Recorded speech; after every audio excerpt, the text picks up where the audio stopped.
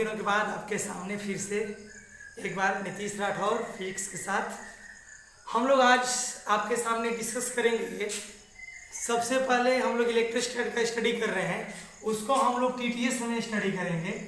और आज हम लोग एक न्यू टॉपिक के साथ स्टार्ट कर रहे हैं 12th का, जिसका नाम है ऑप्टिक्स। ऑप्टिक्स चाहे बिहार बोर्ड हो चाहे सीबीएसई हो।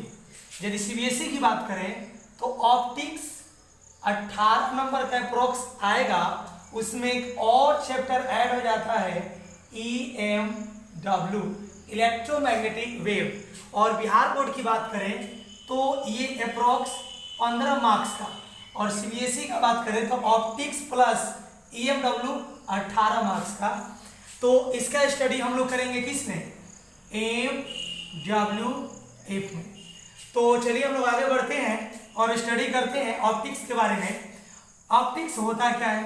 तो ऑप्टिक्स क्या है? Optics the branch of physics that studies the behaviour and properties of light. मतलब समझेंगे हम लोग इस बात को कि ऑप्टिक्स होता क्या है। तो ये फिजिक्स का एक ब्रांच है जिसमें हम लोग लाइट के बिहेवियर और उसके प्रॉपर्टी का हम लोग क्या करते हैं? स्टडी करते हैं। यूजुअली जो ऑप्टिक्स में हम लोग जो डिस्क्राइब करते हैं वो behaviour of visual, ultraviolet and infrared light. हम लोग पढ़ेंगे EMW में, इलेक्ट्रोमैग्नेटिक वेव में बहुत सारा वेव होता है, उसमें हम लोग यही तीनों का स्टडी करेंगे। और वहां से यदि विजुअल लाइट की बात करें, हम जिस लाइट की सहायता से हम किसी चीज को क्या कर पाते हैं, देखते हैं, उसका जो वेवलेंथ होता है वो 400 से 700 नैनोमीटर होता है। अब हम लोग थोड़ा सा यहाँ देखेंगे कि ऑप्टिक्स के बारे में कि ऑप्टिक्स बटा कैसे। तो ऑप्टिक्स को हम लोग बांटते हैं, तो ऑप्टिक्स को हम लोग दो भाग में बांटेंगे। ऑप्टिक्स को हम लोग दो भाग में बांटेंगे। एक का नाम होगा रे, या इसी को हम लोग बोलते हैं ज्योमेट्रिकल ऑप्टिक्स। इसमें हम लोग जो इवेंट का स्टडी करेंगे उस इवेंट का नाम होगा रिफ्लेक्शन और रिफ्लेक्शन। रिफ्रैक्शन और रिफ्लेक्शन। और इधर वाला जो ऑप्टिक्स का पार्ट है उसका नाम है फिजिकल ऑप्टिक्स। फिजिकल ऑप्टिक्स, इसका भी दो पार्ट, एक का नाम है वेव ऑप्टिक्स, एक का नाम है वेव ऑप्टिक्स और दूसरे का नाम है क्वांटम ऑप्टिक्स। Quantum optics. अब क्वांटम ऑप्टिक्स का स्टडी ना करके हम लोग वेव ऑप्टिक्स का स्टडी करेंगे। तो ये हमारा ऑप्टिक्स का दूसरा चैप्टर होगा, और पहला चैप्टर का हमारा नाम होगा ऑप्टिकल इंस्ट्रूमेंट और ज्योमेट्रिकल ऑप्टिक्स। हम लोग पहला पढ़ेंगे और दूसरा में वेव ऑप्टिक्स पढ़ेंगे।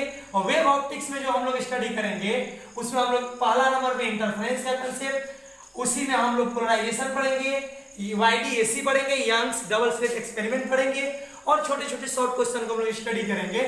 तो इस बात को ध्यान रखना है कि ऑप्टिक्स में सबसे पहले हम लोग कौन सा पार्ट पढ़ेंगे ऑप्टिक्स का? रे ऑप्टिक्स या ज्योमेट्रिकल ऑप्टिक्स पढ़ेंगे। ऑप्टिक्स होता क्या है? तो ये फिजिक्स का ब्रांच होता है जिसके अंतर्गत जिसमें हम लोग लाइट के बिहेवियर और उसके प्रॉपर्टी का क्या करते हैं? स्टडी करते हैं। अब हम लोग स्टार्ट करेंगे, लाइट के बारे में स्टडी करेंगे। तो लाइट का हिंदी होता है प्रकाश। और प्रकाश क्या है? द सेंसेशन, सेंसेशन का मतलब होता है संवेदना। The sensation of site, site का मतलब होता है दृश्य, और सेंसेशन का मतलब होता है संवेदना। The sensation of site is caused by the light, यानी किसी भी दृश्य को जो हम देख पाते हैं वो किसके द्वारा देख पाते हैं? लाइट के द्वारा। या लाइट के बारे में दूसरा डिफिनेशन बोले तो light is the form of energy which gives sensation of site. यानी लाइट क्या है? एक प्रकार की ऊर्जा है, और उसकी मतलब वो क्या करता है? हमें देखने का, किसी चीज को, किसी दृश्य को देखने का संवेदना प्रदान करता है। और इसमें हम लोग कुछ उसके कैरेक्टरिस्टिक्स के, लाइट के कैरेक्टरिस्टिक्स को स्टडी करेंगे, जिसको हम लोग नोट के द्वारा स्टडी करेंगे। नोट नंबर 1 को थोड़ा सा ध्यान से देखिएगा। Light waves are electromagnetic waves. Light waves जो होती है वो कैसी वेव्स होती है? इलेक्ट्रोमैग्नेटिक वेव्स होती है, जिसको हम लोग नॉन मैकेनिकल वेव भी कर सकते हैं, जिसको चलने के लिए किसी भी मीडियम की आवश्यकता नहीं होती है। एंड नेचर क्या होता है? Whose nature is transverse. बहुत ही बेहतरीन दो ऑब्जेक्टिव आपके पास मिला। पहला मिला कि लाइट वेव्स कैसी वेव्स है? इलेक्ट्रोमैग्नेटिक वेव्स है। दूसरा कि लाइट वेव का नेचर कैसा होता है? तो लाइट वेव का नेचर ट्रांसवर्स होता है। दूसरा पॉइंट को ध्यान से देखेंगे, the speed of light, the speed of light in vacuum. Vacuum का मतलब होता है निर्वात, वैक्यूम का मतलब निर्वात, इज 3 × 10⁸, इज 3 × 10⁸ मीटर पर सेकेंड, और यहां पर है 3 × 10⁵ किलोमीटर पर सेकेंड। तो यहां पर हुआ 3 लाख किलोमीटर पर सेकेंड। तो जो लाइट होती है वो 1 सेकेंड में 3 लाख किलोमीटर का सफर करती है। और यहां वाला रिजल्ट को देखें तो 30 करोड़ मीटर पर सेकेंड, यानी 1 सेकेंड में 30 करोड़ मीटर जाती है। और ये दोनों वैल्यू अप्रॉक्स है, दोनों वैल्यू क्या है? अप्रॉक्स है। इसका जो एक्चुअल वैल्यू होता है, लाइट का जो स्पीड होता है एक्चुअल, वो होता है 299,792,458 मीटर पर सेकेंड। इस वैल्यू को रोमर साइंटिस्ट जो थे, एक साइंटिस्ट थे रोमर, उन्होंने क्या किया था? पता लगाया था। इसको हम लोग पढ़ते हैं 29,97,92,458 मीटर पर सेकेंड, जिसको हम लोग अप्रोक्सीमेटली लिखते हैं 3 × 10⁸ मीटर पर सेकेंड। और किलोमीटर में जब लेते हैं तो इसको हम लोग लिखते हैं 3 × 10⁵ किलोमीटर पर सेकेंड। आगे कहता है कि बट लेकिन it is different, speed of light जो होती है वो डिफरेंट होती है डिफरेंट मीडियम के लिए, यानी लाइट की जो स्पीड होती है अलग अलग मीडियम के लिए अलग अलग होती है।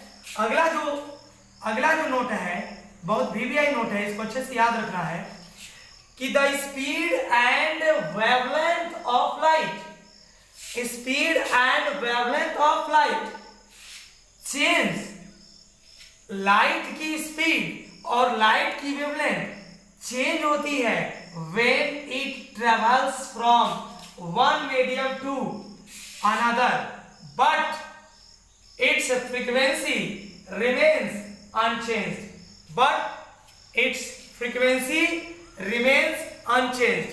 अब इसका मतलब समझिए, एक बात भी याद रखना, ये जो स्पीड होता है ना मीडियम डिपेंडेंट होता है, और वेवलेंथ जो होता है ये मीडियम डिपेंडेंट भी होता है और सोर्स डिपेंडेंट भी होता है। लेकिन फ्रीक्वेंसी जो है सिर्फ सोर्स डिपेंडेंट होता है। अगर सोर्स चेंज होगा तो फ्रीक्वेंसी चेंज होगा, मीडियम चेंज होगा तो स्पीड चेंज होगा। मीडियम या सोर्स दोनों में से कोई चेंज हो जाए तो वेवलेंथ चेंज होगा। इस बात को हमेशा याद रखना है।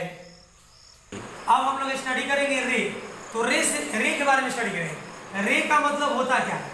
रे का हिंदी होता है किरण, रे का हिंदी होता है किरण। तो यहाँ पर एक बहुत बड़ी बात लिखा हुआ है कि the straight line path, straight line path.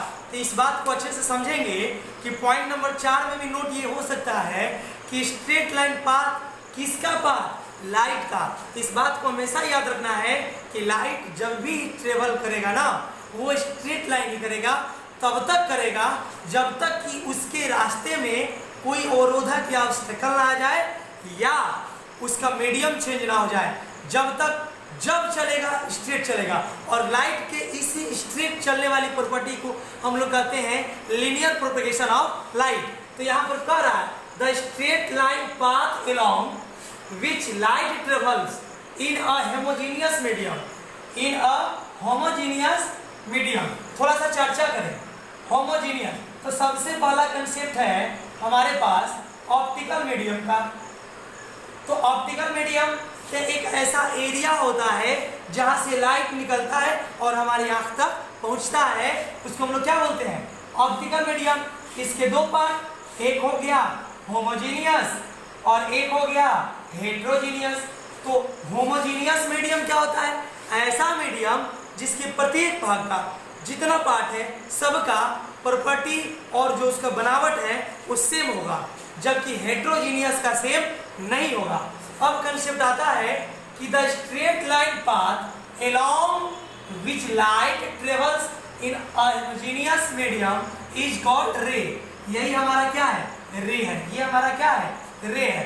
अब यहीं पर एक छोटा सा कंसेप्ट हम लोग सीख लेंगे कि beam of light, beam of light, ये मैट्रिक में हम लोग आसानी से, सब मैट्रिक में सीखा हुआ चीज है।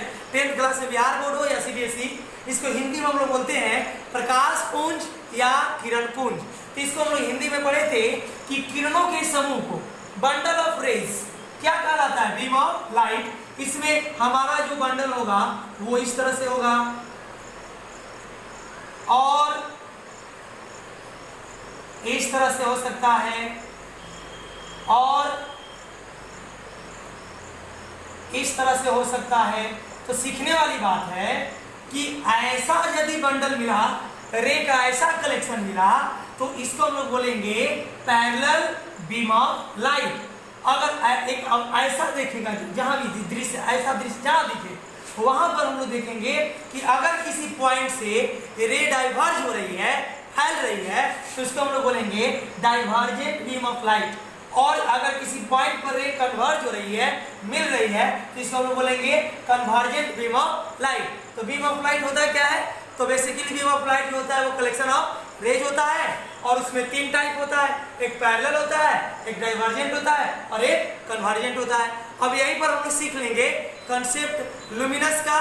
लुमिनस ऑब्जेक्ट क्या है और नॉन लुमिनस ऑब्जेक्ट क्या है, तो इसको आप स्टडी कीजिए। आप लोग ट्रांसपेरेंट का स्टडी कीजिए, ऑपिक का स्टडी कीजिए, शैडो का कीजिए, ट्रांसमिशन का कीजिए। जब इतना का कर लीजिएगा तो इसको भी हम थोड़ा सा चर्चा करेंगे अगले क्लास में, और उसके बाद आपको स्टार्ट करेंगे रिफ्लेक्शन ऑफ लाइट, जहां से हमारा सिलेबस क्या होता है, स्टार्ट होता है। तो सबसे पहले इस बात को ध्यान रखना है कि मेरा वीडियो बनाने में जो प्रॉब्लम हुआ उसके लिए मैं बहुत क्षमा चाहता हूं कि मैं आपको सिलेबस को बहुत पीछे कर दिया, और अब आगे चलकर मैं कोशिश करूंगा कि ऐसी गलती ना हो, क्योंकि उतनी व्यवस्था नहीं थी जिसके कारण मैं वो कर पाऊं।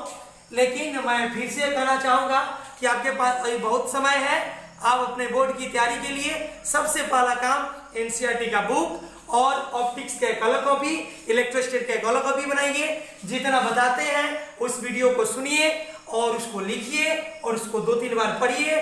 नहीं आने पर मैं अपना नंबर दे देता हूं, इस पर आप मैसेज कीजिए कि हमको समझ में नहीं आ रहा है ये पॉइंट, मैं आपको उस पॉइंट को फिर से डिस्कस कर दूंगा।